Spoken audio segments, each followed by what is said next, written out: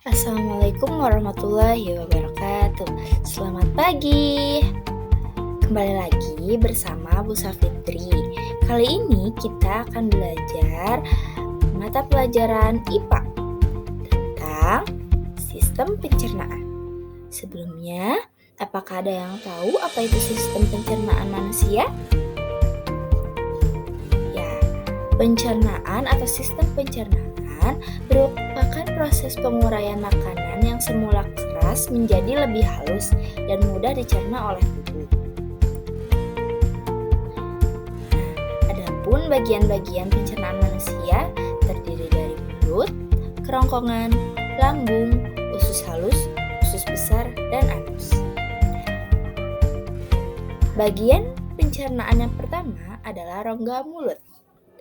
Rongga mulut sendiri merupakan saluran pencernaan yang di dalamnya terdapat beberapa alat dan kelenjar pencernaan seperti lidah, gigi, juga kelenjar ludah.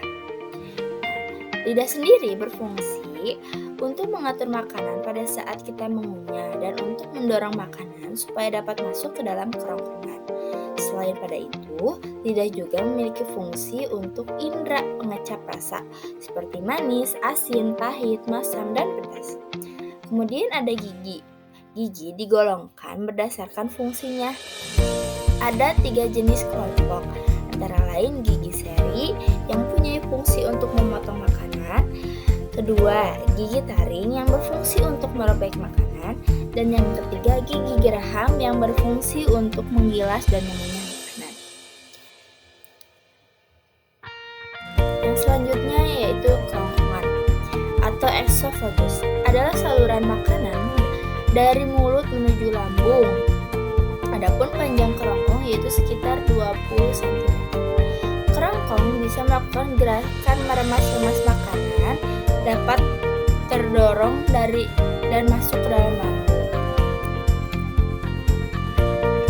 Untuk bagian lambung sendiri atau yang sering kita sebut dengan ventriculus, bentuknya seperti kantong, terletak di antara rongga perut sebelah kiri, tepatnya di bawah sekat rongga badan atau diafragma. Pada bagian lambung, makanan masuk mengalami proses pencernaan di mana dinding lambung yang penuh dengan otot-otot akan berkontraksi dan mengaduk-ngaduk makanan tersebut. Selain daripada itu, dinding lambung akan mengeluarkan getah yang dikenal dengan sebutan getah lambung, dan getah lambung ini mengandung pepsin, renin, lipase, dan asam klorida. Kemudian yang selanjutnya ada usus halus. Usus halus atau intestinum adalah saluran pencernaan terpanjang. Bagian usus halus terdiri dari 3 bagian. Ada usus 12 jari atau duodenum, ada usus kosong atau jejunum, dan usus penyerapan ileum. Pada usus penyerapan terjadi suatu proses penyerapan sari-sari makanan. Permukaan dinding pada usus penyerapan berjonjot karenanya sari-sari makanan akan terserap dengan baik. Hasil akhir dari pencernaan yaitu berupa glukosa, fruktosa, galaktosa, asam lemak, gliserol, dan asam-asam amino. Vitamin dan juga mineral tidak dicerna, baik itu pencernaan dilakukan secara mekanik maupun kimiawi.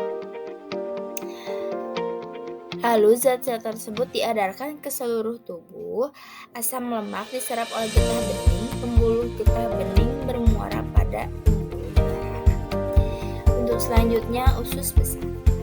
Usus besar atau panamaan atau kolon disebut sebagai usus yang mempunyai ukuran yang besar.